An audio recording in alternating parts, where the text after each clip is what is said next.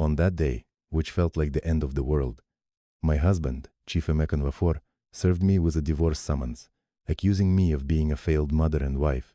He even demanded all the assets and full custody of our daughter, Neka. However, inside the courtroom, I heard a shocking voice, the small voice of my 7-year-old daughter, Neka. She asked the judge, "Your Honor, can I show you something my mommy doesn't know?" The judge nodded.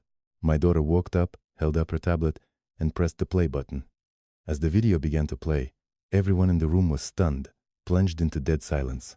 Before the story begins, please comment and tell us which Nigerian city you are watching from.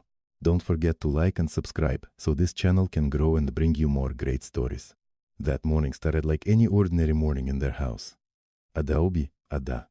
Nvafor, wearing a simple wrapper and blouse, had been busy in the kitchen since dawn.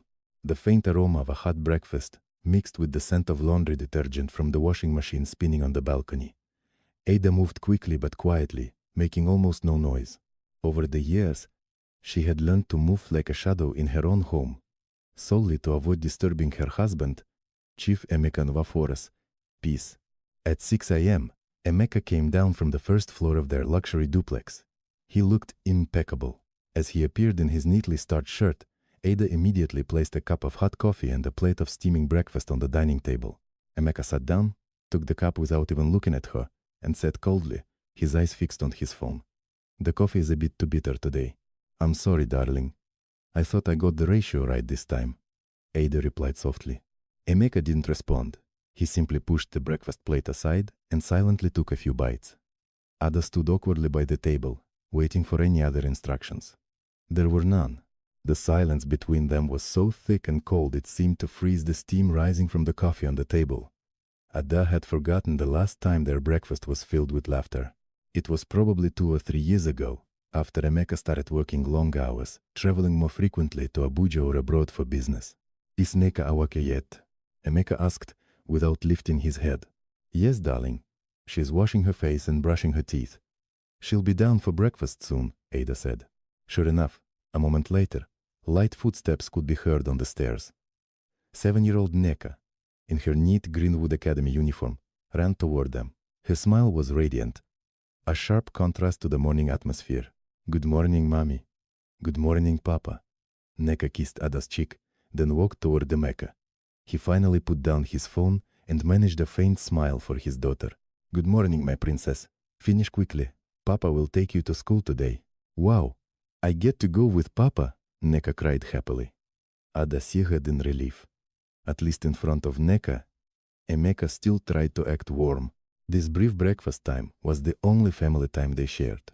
As soon as Neka finished eating, Emeka immediately stood up, grabbed his briefcase, kissed Neka's forehead, and headed for the front door. As usual, he walked past Ada as if she didn't exist. No goodbye, no kiss, not even a glance. Only the roar of his luxurious imported sedan, leaving the driveway, was left, leaving Ada alone in the hollow emptiness of the large house. Ada continued her routine for the rest of the morning, clearing the table, washing dishes, doing laundry, tidying the rooms. She did it efficiently and flawlessly. She always tried to keep the house immaculate. She thought that if the house was clean enough, if the food was tasty enough, if she was quiet enough, maybe the old Emeka would return. But the old Emeka seemed to have left a long time ago. At noon, Ada went to the school to pick up Neka. This was her favorite time of the day. She loved listening to Neka chatter about her friends, her art class, or her lunchbox. "Mommy, today the teacher gave me 5 gold stars." "I answered the question correctly," Neka said happily, holding her mother's hand. "Wow, my daughter is so smart," Ada praised genuinely, pinching her little nose. Back home, as Ada helped Neka take off her shoes, she heard the sound of a motorbike braking at the gate. A uniformed dispatch rider shouted her name. "Adaobin Vafor, delivery for you." Ada frowned. She hadn't ordered anything online. She walked to the gate and received a thick manila envelope. There was no sender's name in the upper right corner, just a law firm's logo. Ada's heart began to thump uneasily. "Who sent it, Mommy?" Neka asked, following behind her. "I don't know, maybe just an advertisement.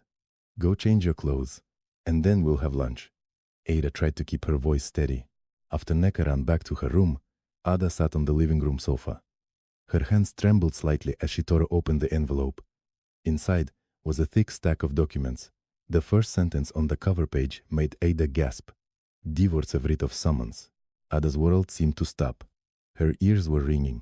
She reread the words, hoping she had made a mistake. Chief Emekan Vafor. Defendant. Ada Obin Vafor. Ground for action.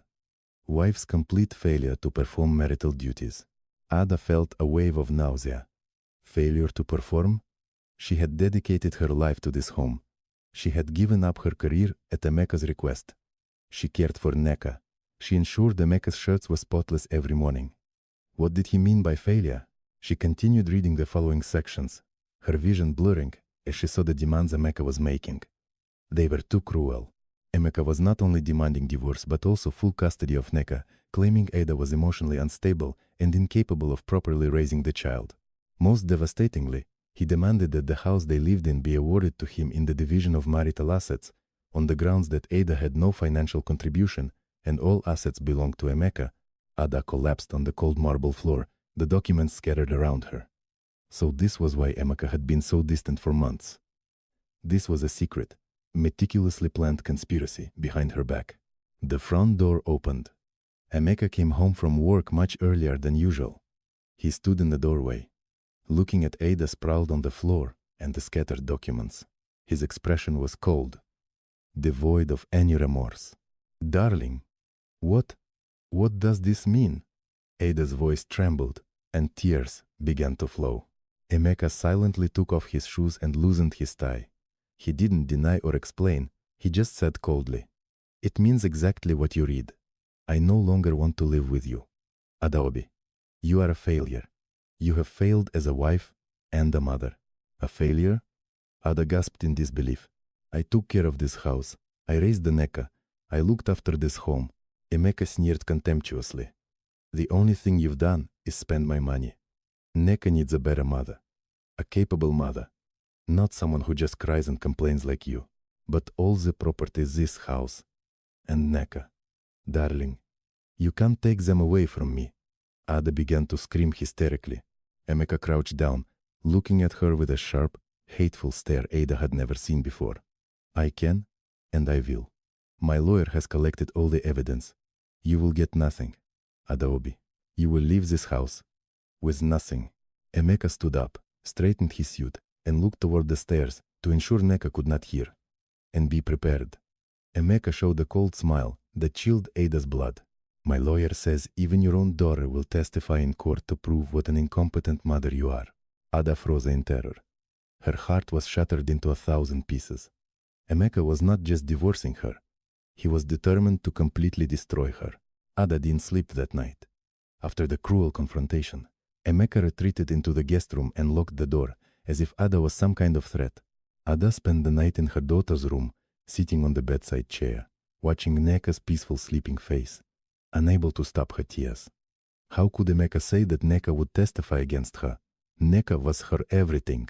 The next morning, Emeka acted as if nothing had happened. He woke Neka, helped her get ready for school, and drove her there. He didn't say a single word to Ada. When Neka asked why Mommy's eyes were swollen, Emeka coldly replied, "Mommy is not feeling well, my princess." After they left, true fear gripped Ada. She had to fight. She couldn't give up Neka so easily. She grabbed her phone and searched for the city's famous divorce lawyers, but the harsh reality soon hit her.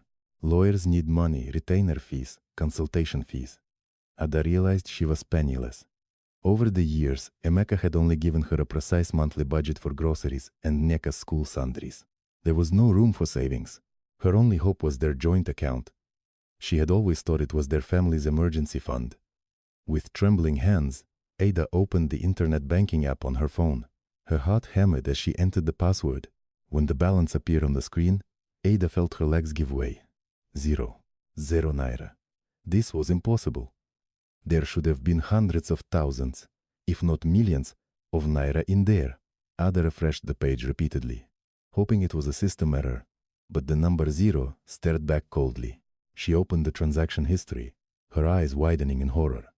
Over the past 6 months, Emeka had been systematically withdrawing large sums or transferring them to another account unknown to Ada.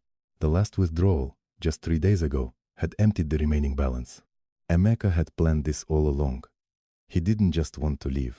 He intentionally crippled her financially, making it impossible for her to fight back. Ada cried in despair. With no money, how could she hire a lawyer? She remembered her wedding gold and jewelry. She ran to the room and opened the jewelry box.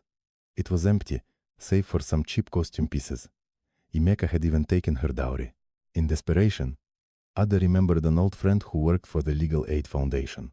She called her friend and tearfully recounted the situation. Her friend was sympathetic but helpless. She could only give her a name. Barrister Segun Adebayo. He has a small office on the first floor of an old commercial building in Ikea, the friend said. He is not one of those expensive big-shot lawyers, but he is honest and very dedicated. Go see him, explain your situation. Maybe he can help you. Ada. You have no other choice. Ada had no choice. She used the tiny amount of cash she had left in her wallet to call a taxi to the address her friend had given her. Barrister Adebayo's office was exactly as her friend had described. Small and modest. Located in an old peeling building with noisy betting shops downstairs. Barrister Adebayo was a middle-aged man with thick glasses and a calm demeanor. He listened patiently to Ada's story, not interrupting, only nodding occasionally and taking notes. When Ada finished, Barrister Adebayo sighed heavily. Ada, this is going to be an uphill battle, he said quietly. Your husband is very well prepared. He doesn't just want a divorce, he wants to ruin you. I know, Barrister, but I don't care about the assets. I only want Neka. Please help me. I don't have money now, but I will pay you in installments. I will do anything. Ada pleaded desperately. Barrister Adebayo looked at her for a moment. We'll worry about the money later, Ada. What's important now is that we move fast. The lawsuit has already been filed. We must prepare a defense immediately. Barrister Adebayo asked Ada to wait and left the room. He returned a few minutes later with a file folder full of documents, the lawsuit papers filed by Emeka's side. Your husband's lawyer is Barrister Kingsley Ede. He is known in the industry for being sharp and ruthless, specializing in divorce cases for the wealthy, Barrister Adebayo said firmly. Let's see what evidence they have put forward. Ada nodded, her heart pounding. Barrister Adebayo opened the file. The first page contained photographs. Ada was shocked to see pictures of the interior of her own house. The photos showed a mountain of dirty dishes piled up in the kitchen, toys scattered across the living room floor, and a laundry basket overflowing with dirty clothes. This is not fair, Ada protested. These photos were taken when I was sick. I had a high fever for 3 days. Emeka refused to help at all. He took them deliberately. This is being taken out of context to paint you as a lazy, messy homemaker, Barrister Adebayo said with a grim expression. They turned to the next page, credit card statements. Ada saw a long list of luxury handbags, jewelry, and expensive restaurant bills she had never purchased. This is not me. I didn't buy these things. Is this a supplementary card in your name? Barrister Adebayo asked. Yes, a supplementary card that Emeka managed. He said I could use it if I needed to, but he often took it to use, saying his main card limit was maxed out. Oh my God, he framed me. Ada felt dizzy. She realized that every seemingly small act of kindness from Emeka in the past was actually part of his evil scheme. Then, Barrister Adebayo stopped at the last thickest document. And this is the most damning, Adaobi. What is it, Barrister? It's the testimony of an expert witness, a child psychologist. Barrister Adebayo handed the page to Ada. The report, written in cold, clinical jargon, stated that the psychologist had conducted secret observations of Ada's interactions with Neka. The conclusion was that Ada was emotionally unstable, neglected her daughter's needs, and was harmful to Neka's psychological development. The report recommended that full custody be granted to Emeka for the child's psychological well-being. This is completely nonsensical. When were these observations done? I've never seen a psychologist. Ada's voice trembled violently. According to the report, the observations were conducted in public places, at the park, the mall, and when you picked up your daughter from school, Barrister Adebayo explained, staring at her. It's insane. Neka's always happy with me. This is defamation. Who is this psychologist? Barrister Adebayo flipped to the cover of the report. Her name is Dr. Zara Bello. It lists all her professional certifications here. She looks very professional and highly persuasive. Barrister Adebayo looked at Ada sternly. Ada, do you know this woman? Zara Bello. Ada shook her head, confused, tears starting to fall again. No, barrister. I've never met her in my life. Living under the same roof with the man who planned to destroy her was a silent hell. Emeka didn't move out. He just moved into the guest room. The home that was once warm now felt like a frozen battlefield, with emotional landmines hidden in every corner. Ada had to coexist with her enemy, seeing him every morning and pretending everything was normal in front of Neka. Emeka executed his strategy perfectly in front of their child. He was now the world's best father. He came home earlier than usual, something he hadn't done for months. He brought expensive gifts. One evening, he came back with a big box featuring a cartoon princess. "This is your new tablet, Neka," Emeka exclaimed, hugging his daughter. "It's much better than the old one. The camera is clearer, and Papa installed lots of games for you." Neka's eyes lit up. "Wow, thank you, Papa." Ada, who was folding clothes in the living room, could only swallow hard. Her heart ached. She knew what he was doing. He was buying their daughter's loyalty. Ada couldn't compete. She had no money and couldn't afford to buy anything for Neka. "See, my princess," Emeka said, opening the new tablet and looking at Ada with a mocking expression. "When you live with Papa, you can get new toys every week, not like some people who only know how to fold clothes." Ada's hands stopped. A huge lump was stuck in her chest. She wanted to scream, to curse Emeka, but she couldn't do it in front of Neka. If she got angry, it would only prove Emeka's accusation that she was emotionally unstable was true. So Ada continued to fold clothes silently. Her head bowed, letting Emeka's poison fill the room. The fear continued daily. Emeka systematically undermined Ada's authority as a mother. If Ada prepared dinner, Emeka would walk into the kitchen, taste the food, and then say in front of Neka, "Ah, the soup is too salty again. It's alright. Tomorrow we'll order takeout from that exclusive Lebanese restaurant." If Ada tried to help Neka with homework, Emeka would interrupt. "Let me teach her. Mommy's way is too complicated. You'll get confused." Ada felt smaller and smaller in her own home, becoming more and more like an invisible person. She began to doubt herself. Was her cooking really that bad? Was she really incapable of teaching her daughter? Emeka played his role too well, making Ada look like an incompetent woman. Neka, caught in the middle, began to show signs of confusion. It was clear she loved her mother, but also enjoyed all the attention and gifts from her father. Sometimes, Neka would cling to Ada, seeking protection, but other times, she seemed uncomfortable, especially after Emeka whispered something to her. One night, Ada couldn't sleep. She quietly walked to Neka's room to check on her daughter. She gently pushed the door open. Neka was sleeping soundly. Emeka's new tablet was on the desk, but as Ada went in to cover Neka with a blanket, she saw something strange. Neka's small hand was tightly clutching something under the pillow. It wasn't her favorite teddy bear. Ada looked closely, and her heart skipped a beat. It was Neka's old tablet, the cheap one with several cracks on the screen. Ada had always told her not to play with that one, fearing the broken glass would cut her. Ada frowned. Why was Neka keeping this broken tablet? Why hide it under her pillow when the latest one was on the desk? Ada didn't understand.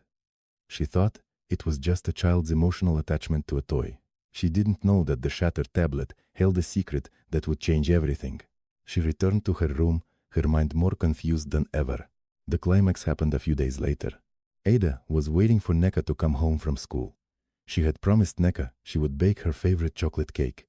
But an hour after school finished, Neka hadn't returned. Ada called the school. The teacher said Neka had already been picked up by Emeka. Ada's heart sank. Emeka hadn't told her.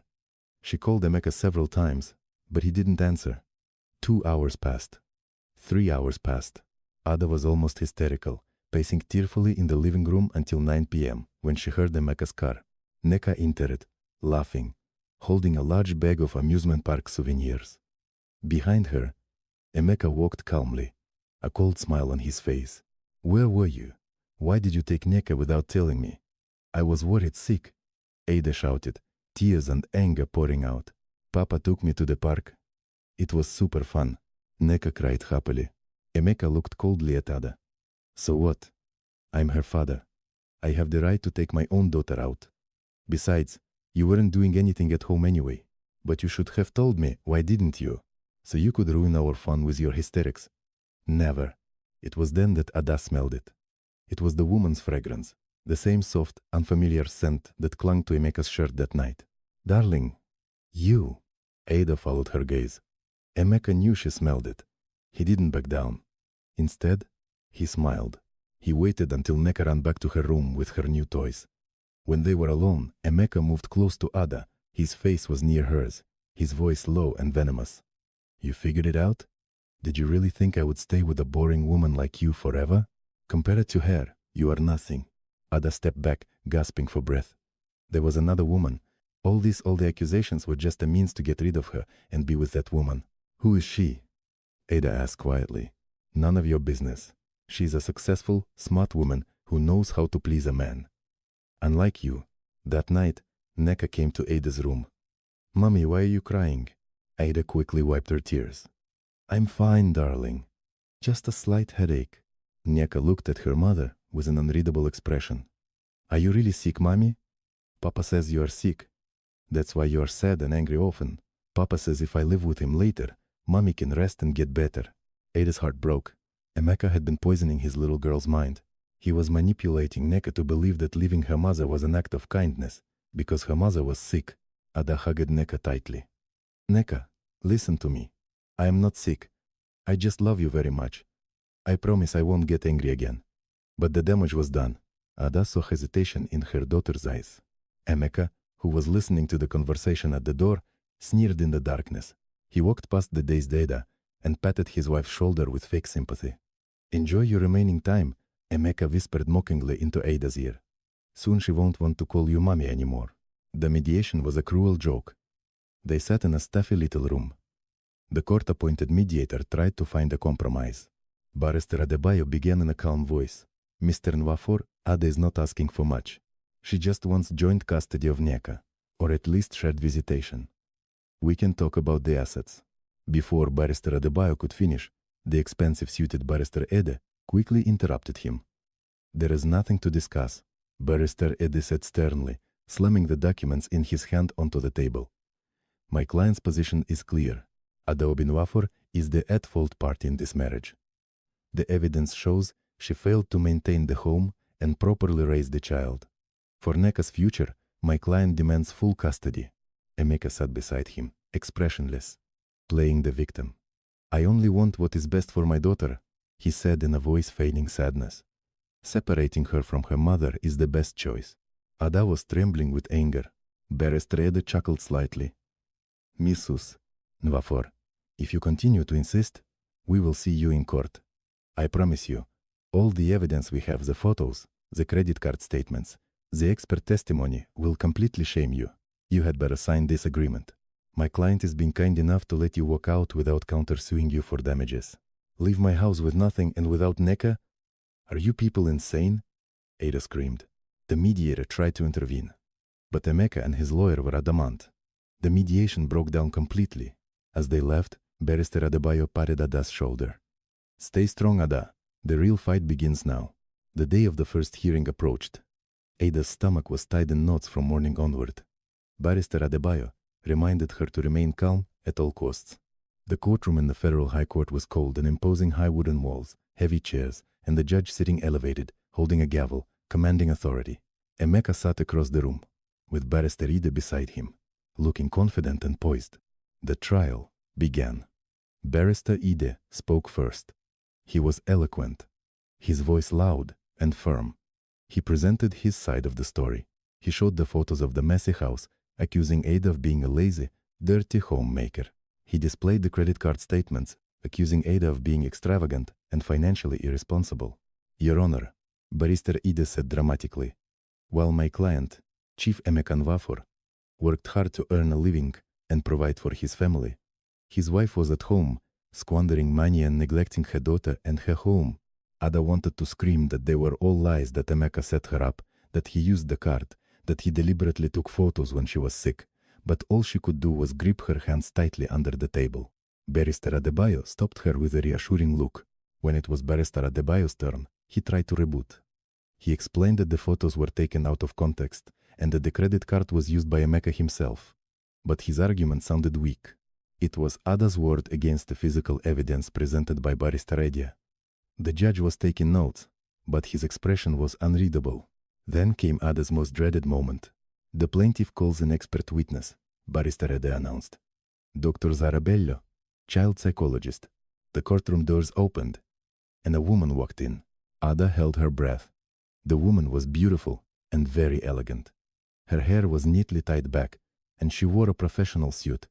She walked with confidence. She didn't look like a bad person at all. She looked incredibly convincing. As the woman was sworn in, Ada smelled the same fragrance, the same scent that had clung to Emeka's shirt that night. It was her. Ada's heart stopped. She was Emeka's mistress, and now she was impersonating a child psychologist. Dr. Zarabello sat on the witness stand. She spoke calmly and clearly, using psychological terms that sounded very professional and impressive. Yes, Your Honor. Dr. Bello began, answering Barrister Eddie's questions. I have conducted observations of the natural interactions between Mrs. Ada Obinivafor and her daughter Neka over the past 3 months. And what were your findings, Doctor? Barrister Eddie asked. Doctor, Bello opened her notes. My findings are deeply concerning. I found a behavioral pattern in Mrs. Mafor that tends toward erratic and emotional volatility, with clear signs of emotional distress. Dr. Bello began to detail the lies one by one, twisting facts into damning weapons. First observation. At a shopping mall, Mrs. Nvafor forcefully pulled and yelled at Neka, causing the child to cry out in fear in public. This shows a low capacity for emotional regulation. Ada closed her eyes. She remembered that day. Neka had run toward a moving escalator going the wrong way. Ada, scared, had yelled and pulled Neka back, terrified she would get hurt. She wasn't angry. She was afraid for Neka. But Zarabello had twisted it into verbal abuse. Second observation, Doctor, Bello continued. At the park, Mrs. Nwafor seemed more focused on her phone, neglecting Neka, who was playing alone. When Neka fell, Mrs. Nwafor did not notice immediately. When she did, her reaction was overly dramatic, leaning toward hysteria, which further traumatized Neka about the fall. Another lie. Ada remembered she was replying to Emeka's text message requesting a grocery list. Neka had fallen. Ada was truly frightened and immediately ran over, hugged, and comforted Neka. That was a worried mother's reaction, not hysteria. My conclusion, Dr. Bello stared firmly at the judge, is that Mrs. Nwafor lacks the emotional stability to raise a 7-year-old girl. There is strong evidence of parental alienation syndrome tendencies, where Mrs. Nwafor subconsciously projects her unhappiness and emotional problems onto the child. For Neka's psychological health, I highly recommend full custody be granted to the father, Chief Emeka Nwafor, who is the more stable figure. Dead silence fell in the courtroom. Dr. Bello's testimony was powerful, scientific, and devastating. It's a lie. Ada sobbed silently. It's all lies. She is Emeka's mistress. She is. She whispered to Barrister Adebayo. Calm down, Ada. Don't react. That's exactly what they want. Barrister Adebayo responded tensely. Barrister Adebayo stood up for cross-examination. He tried his best. Doctor, are you sure such a serious diagnosis can be made based only on remote observations? Dr. Bello smiled slightly. On the contrary, Barrister, natural observation, without the client's knowledge, is the most accurate. There is no manipulation. This is pure, truthful behavior. You were hired by Chief Emeka Nwafor and paid a fee to testify, correct? I am compensated for my professional service, Barrister, not for my conclusions. My findings are objective, based on field data. Zarabello cleverly countered. Barrister Adebayo reached a dead end. Zarabello dodged too well. She covered all the loopholes. The trial adjourned for the day. Ada left the room with trembling legs. She felt destroyed. She saw Emeka smile and nod with satisfaction at Zarabello. In the hallway, Ada leaned against the wall, hyperventilating. We lost, Barrister. We lost. They have everything. Barrister Adebayo was silent for a moment. Then he stared across the hall at Emeka and Zara, who were standing together. Though they kept a cautious distance, they were not completely separated. Not yet, Ada. Barrister Adebayo said quietly, his eyes narrowed. I know something is wrong. Look at the way he looks at her when he thinks no one is watching. That is not how a professional psychologist looks at a client. Barrister Adebayo turned to Ada. We must find out exactly who she is. Days before the next hearing, Barrister Adebayo called Ada to his office. His face looked tired. The stack of papers on his desk looked thicker than before. Ada, I tried to trace that woman's background. Barrister Adebayo said bluntly. The results are not what we expected. Ada's heart pounded. What do you mean, barrister? Her credentials are clean. Too clean. Barrister Adebayo sighed and rubbed the bridge of his nose. She's registered with the psychology board. She has a registered practice. All the paperwork is perfect. Either she is a genuine psychologist who came to lie for Emeka, or Emeka has very cleanly fabricated this entire identity. The fact is, we cannot attack her by simply accusing her of being a fake psychologist. The court will dismiss our claim immediately. Ada's last shred of hope instantly shattered. So we can't prove she's lying? No. We just can't prove she isn't a psychologist. The only way is to counter her testimony. And that means you have to take the stand, Ada. Barrister Adebayo looked at Ada seriously. You must tell the full story about the photos, the credit card, and Emeka's behavior. Most importantly, you absolutely must not lose control. Barrister Ede will surely try to provoke you. He wants to make you look hysterical in front of the judge, exactly as Zarabello described. Ada nodded silently. I will do it, barrister. I will try my best. The day arrived. It was Ada's turn to take the witness stand. After she was sworn in, Barrister Adebayo guided her with gentle questions, prompting Ada to talk about her life as a homemaker. Ada tried to speak in the calmest voice possible. She explained how she resigned at Emeka's request to focus on Nneka, detailing her routine from dawn till late at night. Regarding the photos of the messy house, Ada, can you explain the context? Barrister Adebayo asked. Yes, barrister. Those photos were taken by Emeka about 2 months ago. I was very sick at the time, with a high fever for 3 days. I was barely able to get out of bed.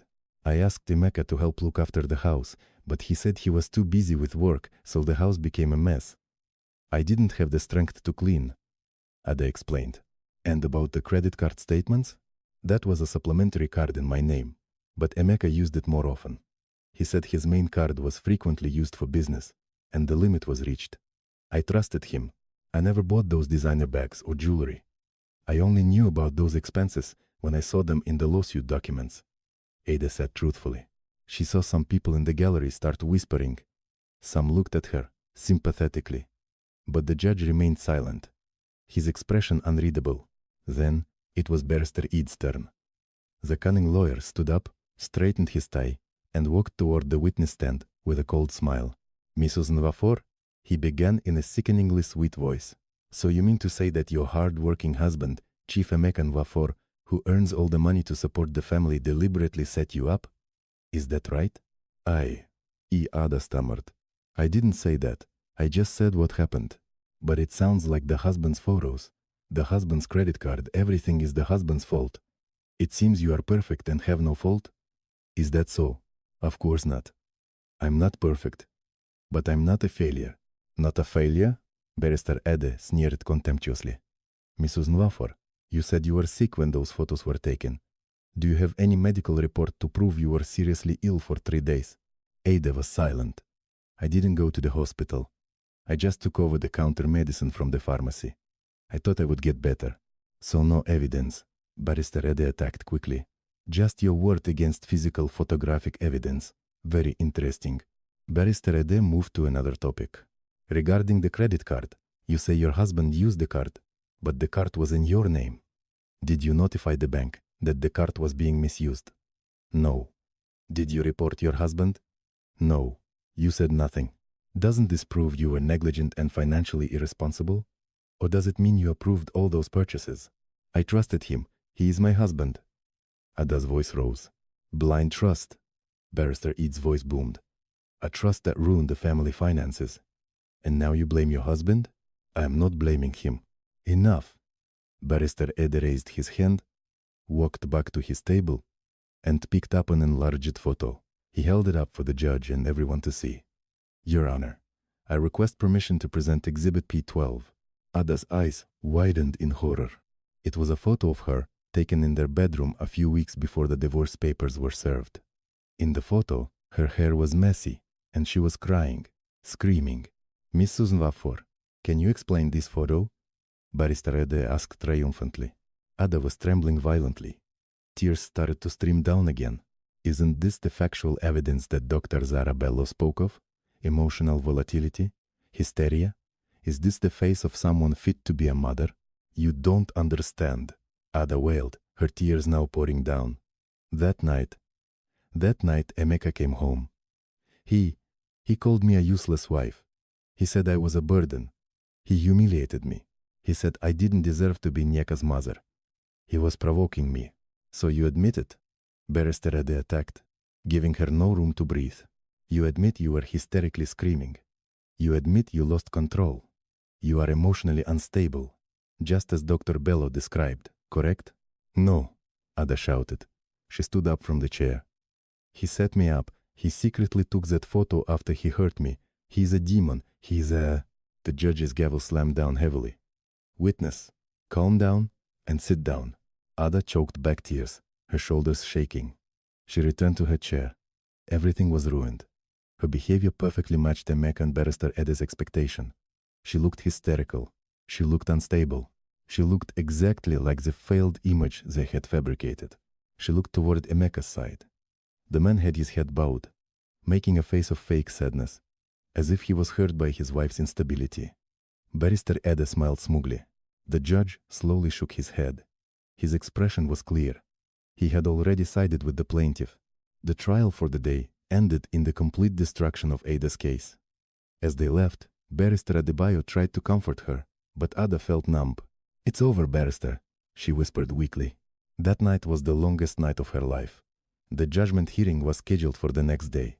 Ada knew she would lose. She would lose Nneka. She walked into Nneka's room. Her daughter was already asleep. Emeka was not home, probably celebrating his victory prematurely with Zarabello. Ada sat by the bed, stroking her daughter's hair. Her tears fell silently onto Nneka's cheek. The girl stirred slightly. Mommy? Nneka opened her eyes. Half asleep. Go back to sleep, my princess, Ada whispered. Her voice choked and hoarse. She hugged her daughter tightly. This might be her last hug as the mother with full custody. I want you to know, no matter what happens tomorrow, Mommy will always, always love you very much. Feeling her mother's sadness, Nneka hugged her back tightly. I love you too, Mommy. Ada slowly loosened her embrace. It was then that she saw it again. The corner of the cracked tablet sticking out from under Nneka's pillow. Nneka was clutching it even in her sleep. Ada didn't understand why Nneka was so obsessed with that broken thing. But that night, she was too broken to think deeper. She just kissed her daughter's forehead and left to face the end of her world. The courtroom was colder than usual. The morning air was heavy and suffocating. Ada sat stiffly in her chair, her eyes red and hollow. She hadn't slept all night. Beside her, Barrister Adebayo stared ahead with a solemn expression. He knew he had done his best. But like Ada, they were up against a high wall. The atmosphere across the room was completely different. Emeka, in a new suit, looked energetic and full of confidence. He occasionally smiled, exchanging quiet jokes with Barrister Ede. Victory was within reach. In the gallery, Ada saw Zarabello. The woman sat elegantly, wearing a beige dress, watching Ada with a barely visible smile. It was the smile of a victor. The judge entered, and the room instantly fell silent. Ada's heart pounded violently. So hard it hurt. Regarding the divorce suit, case number, court case number, the judge officially began. The subject for today is the pronouncement of judgment. But before that, both parties are invited to present their closing arguments. Barrister Ede stood up first. He skillfully summarized his victory. Your Honor, he boomed. In this trial, we have seen irrefutable evidence. Photographic evidence proving Mrs. Nwafor's neglect of domestic duties. Financial evidence proving her irresponsibility. And most importantly, the testimony of the renowned child psychologist, Dr. Zarabello, which objectively and scientifically presented the defendant's emotional instability. Barrister Ede pointed at Ada. We even witnessed Mrs. Nwafor's hysterical behavior in court during the last hearing. This supports Dr. Bello's diagnosis and is clearly recorded on file. He turned to Emeka. On the other hand, we have Chief Emeka Nwafor, a capable father, financially successful, and most importantly, one who genuinely cares emotionally for his daughter's future. Your Honor, the choice here is very clear. This is not about punishing a wife, but about saving a child. For Nneka's best interest, I implore you to grant full custody to my client, Chief Emeka Nwafor, and approved his request for the division of assets. Barrister Ede sat down with a satisfied smile. Now it was Barrister Adebayo's turn. He stood up slowly, looking around but not directly at the judge. Your Honor, Barrister Adebayo began in a soft but firm voice. What we have witnessed here is not evidence. It is character assassination. This is a meticulously planned slander. Photos can lie. A person can take a picture of the world's best chef's kitchen at the wrong moment and make it look dirty. Statements can be manipulated, especially when one party has full financial control and the trust of the other. As for the expert testimony, is the testimony of an expert who observed from a distance and drew extreme conclusions from a few decontextualized moments stronger than the deep motherly love accumulated by a mother over 7 years? Barrister Adebayo looked directly at Emeka. Your Honor, we are not saving a girl. We are witnessing a greedy husband trying to get rid of his wife, seize her assets, and cruelly take away her most precious thing, her daughter. Adaobi is a good mother. His voice was emotional and slightly trembled. She is not perfect, no mother is, but she has dedicated her life to Nneka. Do not let this sophisticated lie destroy that bond. I implore you to judge with a clear conscience. Barrister Adebayo sat down. The room was silent. His argument was brilliant and full of emotion, but Ada knew it wasn't enough. Barrister Adebayo's argument was based on belief. Barrister Ede's was based on physical evidence and an expert. In the eyes of the law, the winner was already clear. The judge cleared his throat, put on his glasses, and opened the thick file in front of him. The moment had arrived. Having reviewed all documents, heard all testimonies, and considered all evidence presented, the judge began in a flat, expressionless tone. Ada's heart clenched. The court notes that the plaintiff, Chief Emeka Nwafor, has successfully presented significant evidence. The judge continued. Ada bowed her head and closed her eyes. Firstly, documentary evidence, specifically photographs, proves the neglect of the defendant, Mrs. Adaobi Nwafor, in household management. Secondly, financial evidence shows a serious imbalance in credit card spending under the defendant's name. Each word was like a knife cut, and most damaging, the judge's voice sounded conclusive, is the testimony of expert witness, Dr. Zara Bello, regarding Mrs. Nwafor's emotional state. Regrettably, this testimony was reinforced by the defendant's behavior in the last hearing, which provided the court with a very disturbing psychological environment backdrop for the child's upbringing. Ada began to cry silently. It was over. Emeka looked at Ada, a cruel, triumphant smile on his lips. Behind him, Zara Bello sat up straighter in her seat, ready to applaud. In light of all the above considerations, especially for the best interest and psychological well-being of the minor child. Nneka, the judge raised his gavel. Ada closed her eyes, preparing to hear the verdict that would destroy her life. The court rules. Wait a moment. The voice was small, but it cut through the silence of the courtroom. It was sharp and clear. Everyone turned their heads in unison to find the source of the sound. Standing in the slightly ajar door at the back of the courtroom was Nneka. She was alone, still in her school uniform. Clearly, she had slipped in. Emeka's face turned from arrogance to shock and pure terror. Nneka, what are you doing here? Get out, he shouted in a panic. Bailiff, remove her. Nneka, sit down, my princess. Emeka tried to speak again in a strained voice, but Nneka didn't move. She walked into the courtroom. Her small footsteps echoed on the empty marble floor. She didn't look at her mother, who was surprised with her mouth wide open. She didn't look at her angry father. She just stared at the judge. The room, which had been silent in anticipation of the verdict, was now frozen. The gavel, about to fall, was suspended mid-air. The judge stared wide-eyed at the little girl in the doorway. Ada turned around, feeling her heart leap out of her chest. Nneka, she whispered in disbelief. What was her daughter doing here? Who brought her? Emeka reacted fastest. His face, moments ago full of arrogance and victory, was now pale and bloodless. His eyes were filled with pure dread.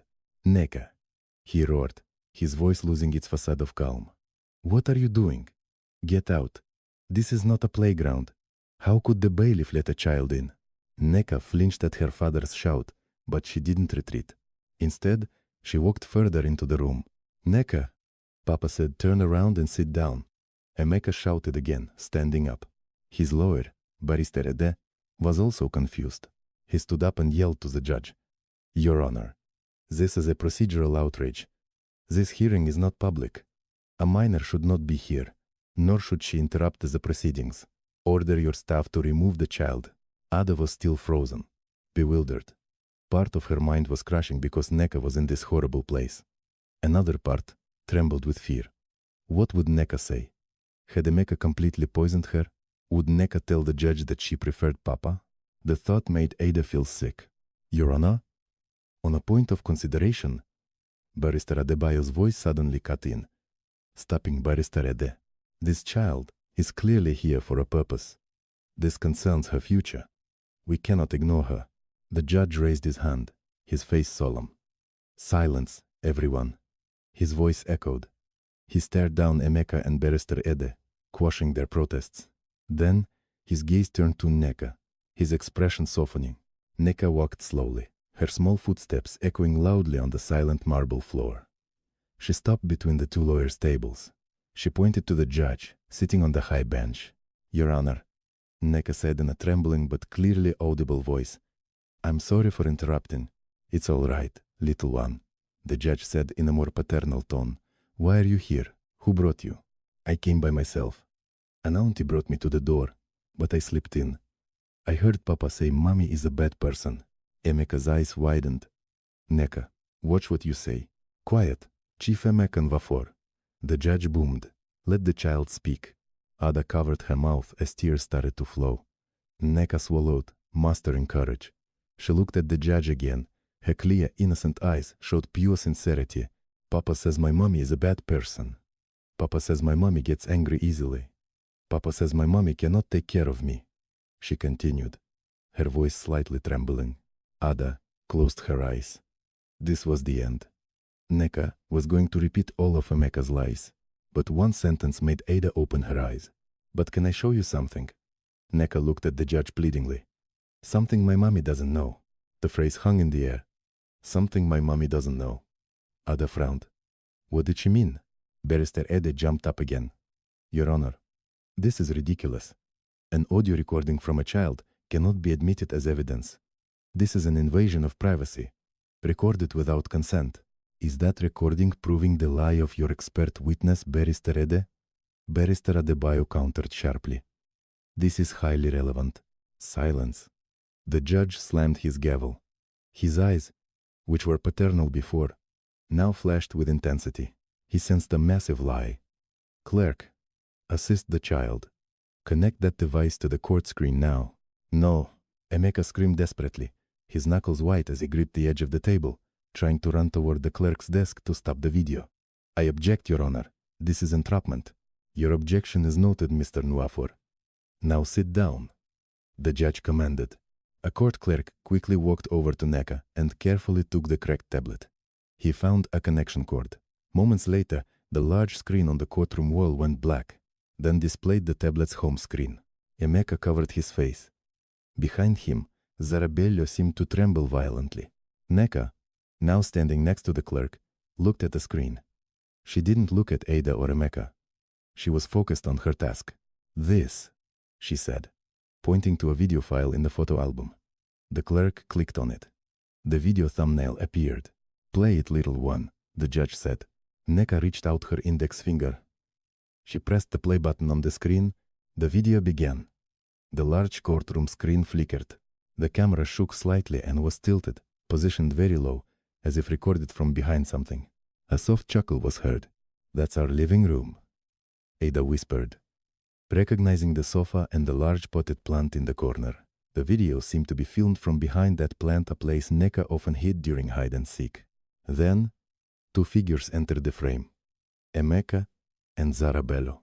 Not Zarabello in a professional suit in court, but Zarabello in delicate, comfortable home attire. Her hair was down. Emeka walked in, laughing, and immediately hugged Zara from behind, kissing her neck. Oh my God. A simultaneous, stifled gasp went through the courtroom. Ada held her breath. She froze. So the perfume, her suspicion, it was all true. The woman who was about to destroy her was the woman sleeping with her husband in her home. Across the room, Barrister Ede stared at the screen, mouth agape. He turned to Emeka, his face terrified, as if saying, "You never told me this." In the gallery, Zara Bello lowered her head, trying to cover her face. Then, the voices of the people in the video rang clearly in the silent courtroom. Zara's voice, "Are you sure your plan will work? Is your wife that dense?" Emeka's voice, with an assured laugh, "Tense and docile. She won't suspect a thing. All the money has already been transferred to your account, darling." My money. My joint account was transferred to Zara Bello's account. Ada felt her legs wobble. Oh my God. Barrister Adebayo muttered beside her, his eyes glued to the screen. The video continued. Emeka sat on the sofa, pulling Zara onto his lap. Emeka's voice. "Once the judgment comes tomorrow, I'll officially have Neka's custody. We'll sell this hellhole of a house immediately and move to Switzerland, away from her." Zara's voice, in a childish tone. "But Neka seems very attached to her mommy." This was the part that hurt Ada the most. She held her breath, waiting for Emeka's reply. Emeka's voice full of contempt. "Oh, children are easy to manage. Just give her a new tablet and she'll forget her mother. You'll be her new mother, a smarter, more successful, sexier mother." Emeka passionately kissed Zara in the video. "Enough. Turn it off." Emeka screamed furiously. He jumped from his chair, trying to run toward the clerk's desk to stop the video. "Bailiff, subdue him." The judge roared in anger. The two bailiffs guarding the door immediately sprang into action. They subdued Emeka before he could charge forward, pinning his arms behind his back. Emeka thrashed like an animal in a trap. "Let go of me. This isn't real. It's forged." Emeka screamed desperately. "Muzzle him," the judge commanded. "Continue playing the video. I want to see the end." The video continued to play, unhindered by the chaos in the room. It was Zara's turn to speak. Zara's voice. "I'm still a bit worried. What about my testimony as a psychologist? What if Ada's lawyer counters my observations?" Emeka's voice, laughing again. "I've already prepared for that. Remember last week when she was hysterically crying? I recorded it. I will provoke her again in court. I will humiliate her until she explodes. She will scream and cry in front of the judge." Ada choked. She remembered her testimony. That photo, her screaming. He set her up. Emeka's voice. "Once she becomes hysterical, your testimony will look perfectly accurate. The judge will see with his own eyes that she's an unstable, crazy woman. No one will believe her. They will believe Dr. Zara Bello, the professional." The video ended with Emeka and Zara raising their glasses in a toast and laughing heartily. The screen went black. A few seconds of silence descended upon the courtroom. The only sounds were Ada's gasping sobs and Emeka's frantic breathing under the control of the bailiffs. Every single person in the room, the judge, the clerk, the gallery, even Barrister Ede stared in horror at the black screen. They had just witnessed a meticulously planned evil plot. Fraud, perjury, money laundering and manipulation of the court. In the gallery, people began to turn their heads, looking for Zara Bello. "She's there. That woman," someone shouted. Zara, realizing she was fully exposed, sprang up in a panic and ran toward the back door. Neka, the little hero who had just played the video, turned her head. She didn't look at the subdued Emeka. She looked at her mother. Her pure eyes met Ada's tear-filled ones. The judge, his face red, raised his gavel high. He didn't bring it down silently. He slammed it hard onto the desk. Silence. The court continues in session. Bailiffs, close all exits. No one leaves. Arrest that woman, Dr. Bello. In an instant, the room descended into controlled chaos. The furious slam of the judge's gavel was both an order and a signal to release everyone's frozen emotions. The two bailiffs who had subdued Emeka now dragged him back to his chair. Emeka no longer screamed. He just gasped, his eyes manic. His expensive suit was soaked with cold sweat. He knew it was all over. At the back door, another commotion ensued. The panicked Zara Bello could not open the heavy back door which the judge had just ordered locked.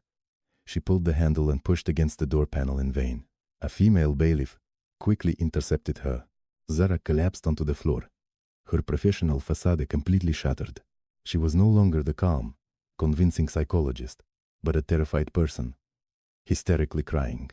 This was the exact image she had used to frame Ada. The retribution was swift and brutal. Bring her forward, the judge ordered in a cold, unforgiving voice.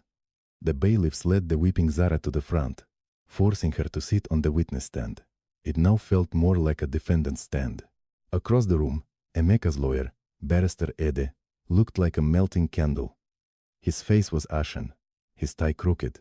He dared not look at the judge, only stared at the documents piled in front of him, unable to respond. He knew he was implicated too.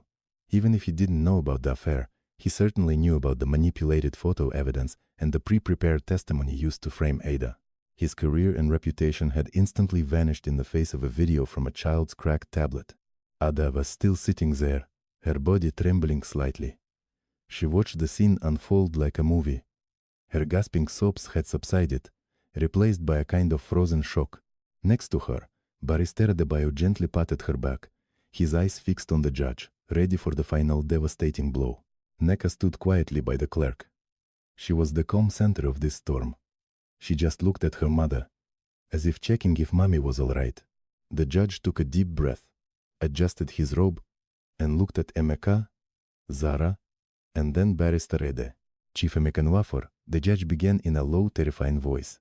That video is your daughter's property, recorded in your own home. Do you still wish to maintain that it is forged?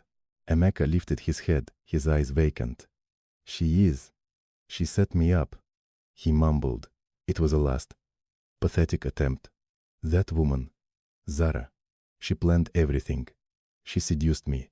Upon hearing this, Zara immediately screamed. Liar, you told me to do it. You said you would marry me. You said you would transfer all the money to my account. I did all this for you. Silence. The judge slammed the gavel again. Both of you. Your mutual accusations are now recorded in the court transcript. The judge turned to Zara. Miss Bello, you sat on that witness stand and swore an oath. Yet you gave false testimony. You exploited your professional credentials to destroy a mother's life and assist in a criminal act. You have not only violated professional ethics, but also committed perjury in a court of law. The judge addressed Barrister Ede.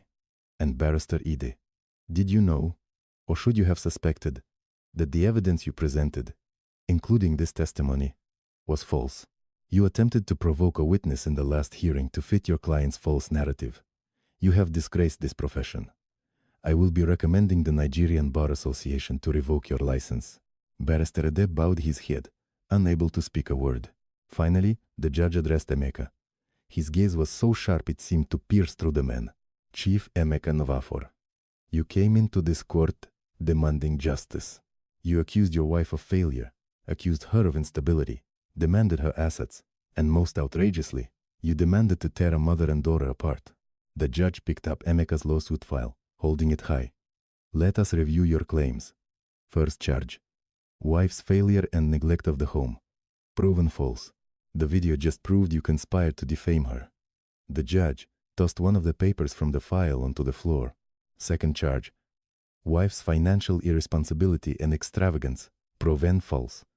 The video is your own admission of taking funds from the joint account and transferring them to your mistress's account. This is not just defamation. This is theft. He threw down a second paper. Third charge. Wife's emotional instability, supported by false expert testimony, proven to be a shameless conspiracy. The video proves you conspired to provoke your wife, secretly record her, and use that to defraud this court. He threw down the third paper. Your entire lawsuit, the judge's voice rose, is a pile of garbage built on lies, greed, and adultery. The court completely dismisses the divorce petition filed by Chief Emeka Nwafor. The gavel slammed down hard, but the judge was not finished. He looked at Barrister Adebayo and Ada. The court will not stop here. Based on this irrefutable new evidence, the court rules to protect the victim. Firstly, the judge held up one finger. Full custody of the minor child Nneka is granted unconditionally to her biological mother, Mrs. Ada Nwafor. Ada gasped, the tears now flowing tears of joy. She looked at Nneka. Secondly, the judge continued, Mr. Emeka Nwafor's divorce suit is dismissed. However, the court suggests that Mrs. Ada Nwafor immediately file a countersuit. Mrs. Ada Nwafor, do you wish to divorce your husband? Barrister Adebayo leaned in and whispered to her.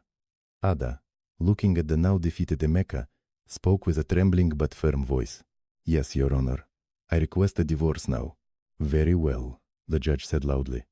"The court grants Mrs. Adaubin-Wafor a divorce on the grounds of extreme fraud and deceit by the husband." Thirdly, the judge stood up. "All assets currently held under the names of Chief Emeka Wafor and Miss Zarabello are immediately frozen. The court orders a full investigation to trace all funds stolen from Mrs. Adaubin-Wafor. The house currently occupied is declared the full property of Mrs. Adaubin-Wafor and Neka." Fourthly, the judge's voice now filled the room. "Based on the video evidence and the mutual accusations made in this court, I order the immediate arrest of Chief Emeka Wafor and Miss Time Zarabello on charges including fraud, conspiracy, perjury, criminal conversion of assets, and obstruction of justice. Take them away." The bailiffs immediately placed handcuffs on Emeka. The man who had walked in with arrogance that morning now left with his head bowed, led out. He did not dare to look his wife in the eye as he passed her. Zarabello was also handcuffed.